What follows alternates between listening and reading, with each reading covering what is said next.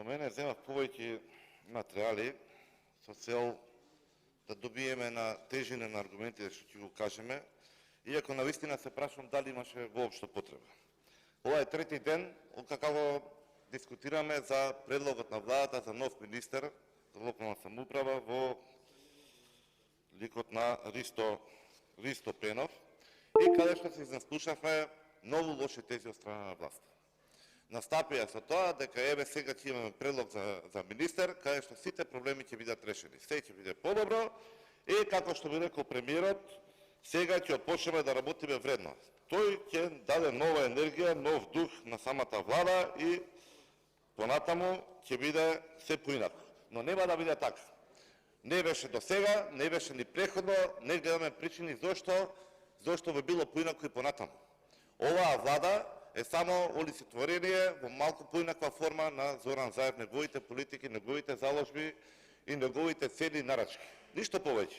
70%, повеќе од 70% од граѓаните на Република Македонија, веќе во неколку испитувања на јавното мислење, во континуитет, тврдат, уверени се, сметаат дека земјава се движи во погрешна насока.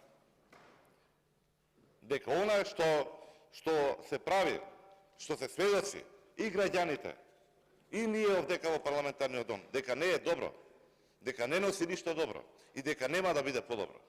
И од тука се појавува предлогот, каде со Ристо Пенов, дека ние сите проблеми ќе ги решиме, тоа е вистинскиот клуч, пак ќе го цитирам премиерот, вистинскиот клуч за државата. За решенијата, за проблемите и за безидејноста во која што оваа влада се наоѓа веќе некој поволен период, подолг период. Помладите се збунети, велат како тоа би можело да се стори од човек кој што е познат, што продава многу скапи гаќи и чорапи и релативно скапи љути пиперчиња и тортелини. Тортињи. Постарите може би имаат логика повеќе. Тие се сеќаваат подобро. Се сеќаваат на приватизацијата на Топлификација, на ГТЦ, на АД Бутел и на завршната фаза на приватизацијата на водовод. Може би тука е логиката зошто токму оваа листа се предлог на премиерот Ковачевски. Може би токму овие делови со приватизацијата се вклопуваат во нивната матрица за дораскрчмување на она малку што стана од Македонија. На газењето на националните интереси, на распродажбата на се што не е нивно и на уназадувањето на Македонија со чекори наназад. Како иначе и подруго би го сватиле тоа? Дали сте свесни што се случува во државата? Ни гора живи луѓе. Имаме ситуации каде што трошоците растат, цените се зголемуваат, приходите на луѓето се намалуваат. Дали тоа е криве само опозицијата? Секој втор ден добиваме закани, ајде кажете го ова надвор. Не е проблем опозицијата дали тоа што го велиме тука од говорница го велиме надвор. Го велиме. Но проблемот е тоа што не сака да свати власта дека ние само пренесуваме она што го велат граѓаните. Они ќе ги штителе националните интереси. Тоа го рече во експозето. Они не слушале овде, ги забележале вузелите, забележале галамата и нашиот револт кога правевме за нивните штетни договори, но не ги слушаа народот на улица. Стотици и илјадници луѓе кои што се бунтуваат против нивните одлуки. Против чекорите кои што не назадуваат. Против политиките кои што не прават посиромашни.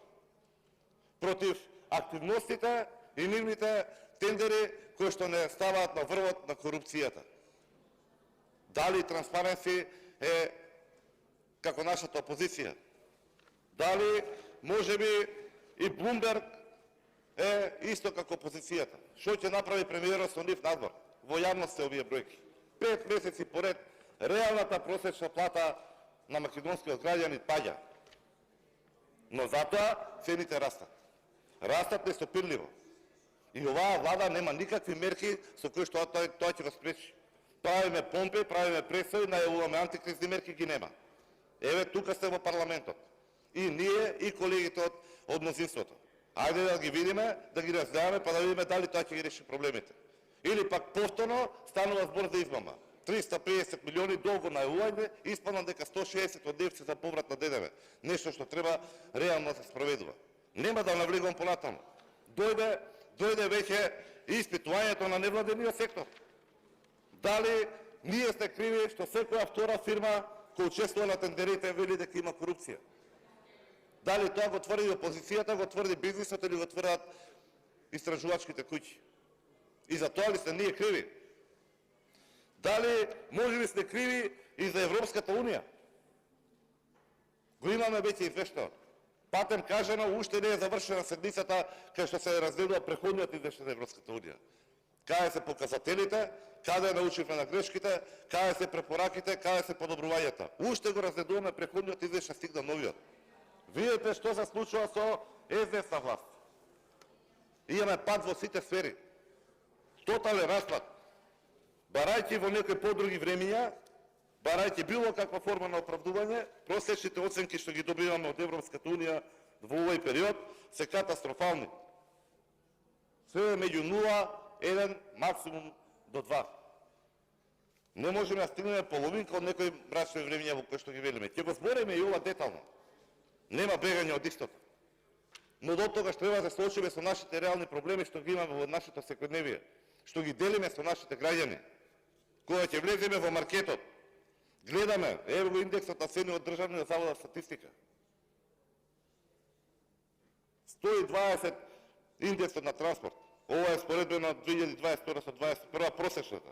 Ако ги земеме споредбено со истиот месец претходната година, ќе видиме дека за угостителски дејности, ресторани и хотели 126 индекс, 26% зголемени.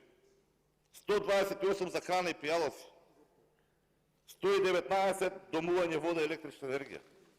Еве ги подетално тука ќе ги видиме. 120. Не лажеа дека нема повеќе од 9%. Па не знам блокови, па не знам пресметки. Реалноста кажува согласно Заводот за статистика дека граѓаните плаќаат многу повеќе од тоа што го рече владата.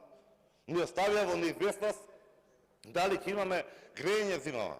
Уште немаме одговор дали ќе се обави, дали се набави, дали се обезбеди, како ќе се постапи. Размислете и тоа. По истиот предлог за тие приватизации во формата на шеќеринска со бомбона бизнисот, што ќе беше доколку беа и Евана, и топлификација, и бута се уште во наша собственост. Дали ќе имаме повеќе маневри, дали ќе ги имаме потреба од овие дискусии. Размислете дали од она што го рече премиерот испадна нешто. Дали вас не ви излажа овде? Имавте тврдење со денови жолчни дискусии дека државата нема капацитет да произведува толку што произведувала пред 6 или 7 години електрична енергија. 3 дена подоа искача и вели ние го зголемивме производството. Кој лажеше? Дали ние што тврдевме дека треба домаќински да се работи, да се посветиме, да искористиме капацитетите, или оние што ви кажува нема луѓе толку е. Не можеме да произведуваме повеќе, имаме војна во Украина. Кога веќе спомнавме и војната во Украина, добивме, вчера го имав тоа одговор од Министерството на финансии. Тие не предвиделе дека ќе се продолжи војната, па инфлаторните текови правеле притисок поголем него што очекувале. Па кој би излажал? Дали гледаме реалноста што се случува? Ајде негиравте преходно председател кога укажал дека ќе се случуваат работите. Никакви подготвителни мерки, никакви планови, никакви активности за превенирање, за обслужување и за правење чекори подобро. Не може инфлацијата кај нас да биде двојно поголема од регионот и од Европа. Сваќаме дека нешто не е во ред. Не може 150 пати да ви поминува возило што се запалува и што губиме наши граѓани што ни изгореа живи, а при тоа ниту една институција да не сноси одговорност. Ниту еден човек. И на страна одговорноста. Еве, знаеме дека нема ништо за одговорност кај вас овде. Нема никаква препорака. Еден правилник не сте смениле за да се увериме дека такво нешто, таква трагедија повторно нема да се случи. Ниту како модуларната, ниту како БЕСА, ниту како Дурмотурс и така натаму и така натаму. И оваа влада нема капацитет, се покаже дека е неспособна да се справи со предизвиците. Влегуваме од криза во криза, од проблем во проблем, секој невието е се пообременето и се потешко. Тоа е докажано и дома и надвор. Во одговорот има само за крај од Министерството на финансии дека може би проектираат раст, што сите знаеме дека нема да се случи со оваа влада, дека може би бил остварлив. Да, остварлив е, само доколку ВМРО ДПМН и Христијан Мицкоски ја предводат државата. Затоа да идеме на превремени избори, бидејќи вака ништо не правиме. Благодарам. Моника Зајкова, реплика. Реплика Моника Зајкова.